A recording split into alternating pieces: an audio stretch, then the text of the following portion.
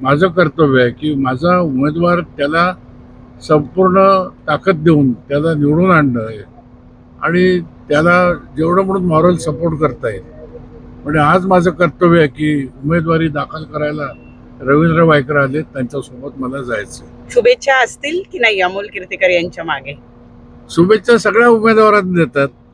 सगळे राजकीय पक्ष जे असतात, सगळ्या राजकीय पक्षाचे उमेदवार असतात, जे भेटतात त्यांना शुभेच्छा देतो. असं चित्र पहिल्यांदाच बघायला मिळत आहे की वडील जे आहे ते मुलाच्या उमेदवारी अर्जाला येत नाही, परंतु त्याच्या विरुद्ध जो उमेदवार आहे त्याच्या अर्ज भरायला भारताच्या इतिहासात कदाचित पहिलंच होत असेल.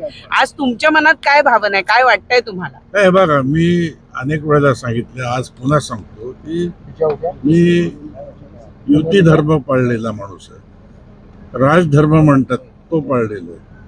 तुम्ही म्हणतात ते धर्मसंकट आहेच, परंतु त्याच्यापेक्षा राजकारणामध्ये कर्तव्य पार पाडणं हे फार महत्त्वाचं असतं आणि ते मी पाळत आलेलो आहे आणि त्या पाळण्यासाठी मी आज रवींद्र वायकरच्या उमेदवारीसाठी आलेलो आहे. मुंबईमध्ये काय स्थिती राहील असं तुम्हाला वाटतंय?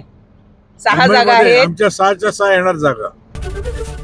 एबीपी माझा, उघडा डोळे बघा नीट.